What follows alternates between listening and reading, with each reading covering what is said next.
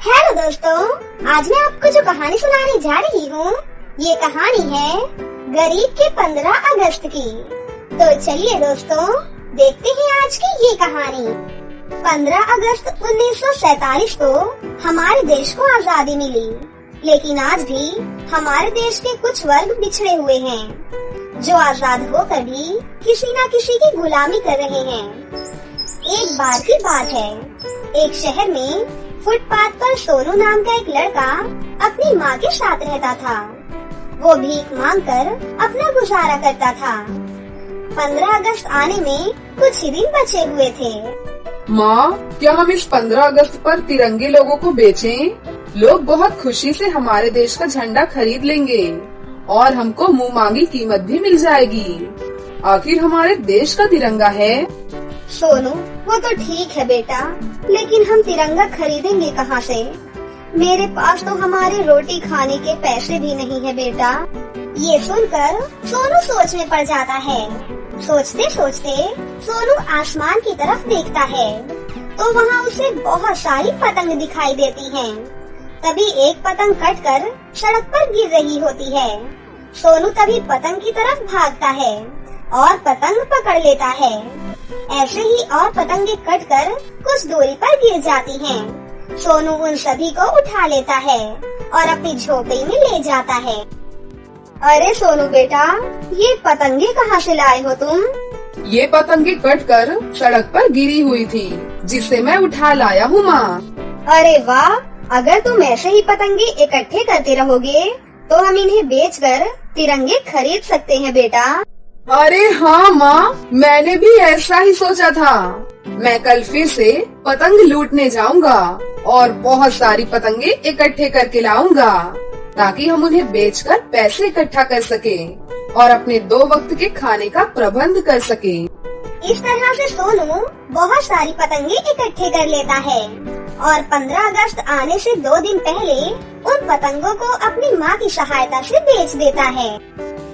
माँ, ये सारी पतंगे तो एक ही दिन में बिक गई माँ। हाँ बेटा, पतंगे इसीलिए जल्दी बिक गयी क्योंकि हमने बाकी लोगों से कम दाम में बेची हैं। सोनू को उन पतंगों को बेचकर जो भी पैसे मिलते हैं, उसके आधे पैसों से सोनू की माँ उसे बहुत सारे तिरंगे लाकर देती हैं, ताकि उन तिरंगों को बेचकर वो अपना 15 अगस्त धूमधाम से मना सके। सोनू तिरंगे लेकर एक स्कूल के बाहर बैठ जाता है। एक एक करके बच्चे स्कूल में आने लगते हैं। बाहर सोनू को तिरंगे हाथ में लेकर बैठा देख बच्चे अपने माता पिता से तिरंगे लेने की जिद करते हैं। तिरंगा ले लो तिरंगा, 10 रुपए का एक तिरंगा। अरे साहब, ले लो ना तिरंगा, इसके लिए इतना क्या सोचना साहब, ले लो साहब। मैं तो इसको 5 रुपए में खरीद सकता हूँ, बोलो दोगे? अरे ले लीजिए ना साहब। सोनू के कुछ ही तिरंगे बिक पाते हैं, बाकी तिरंगे वो कहीं और बेचने के लिए ले जाता है, परंतु अब उसके तिरंगे कोई भी नहीं खरीदता। वो उदास हो जाता है कि तभी अचानक 2 बुलेट आकर उसके सामने रुकती हैं और उस पर से 2 लड़के और 2 लड़कियां उतरती हैं। वो सोनू से बिना दाम पूछे उससे सारे तिरंगे छीनकर अपनी बुलेट्स पर चिपकाने लगते हैं। अरे भैया, इसके पैसे तो दे दो। कौन से पैसे? जो तिरंगे आपने मुझसे छीनकर अपनी बुलेट पर लगाए हैं, उसके पैसे। ये ले 10 रुपए। क्या 10 रुपए?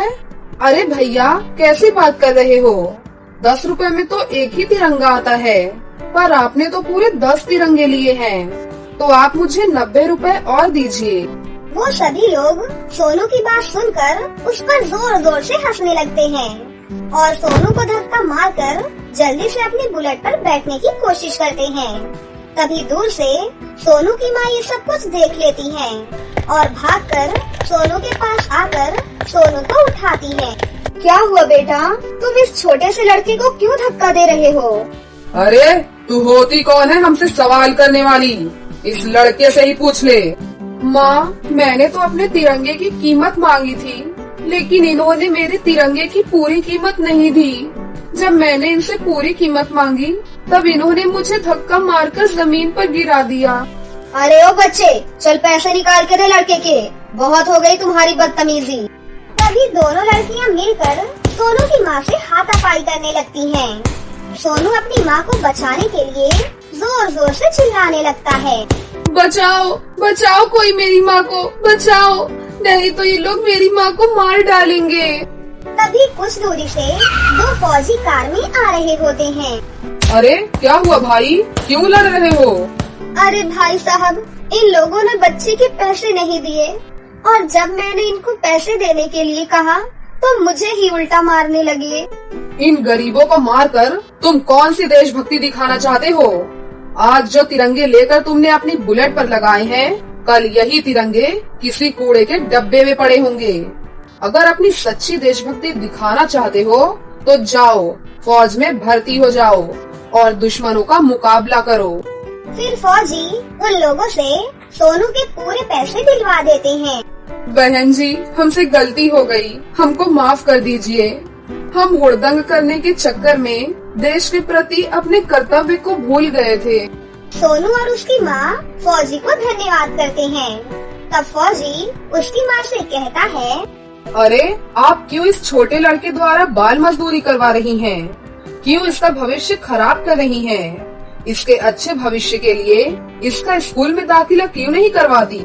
साहब, मेरे पास तो 2 वक्त की रोटी खाने के लिए भी पैसे नहीं हैं। भला स्कूल कहाँ से भेजूंगी? फौजी सोनू का सरकारी स्कूल में दाखिला करवा देता है। अब सोनू बहुत खुशी खुशी स्कूल जाने लगता है।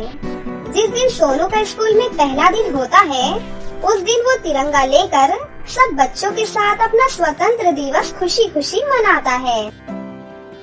जन गण मन अधिनायक जय हे भारत भाग्य विधाता, जय हे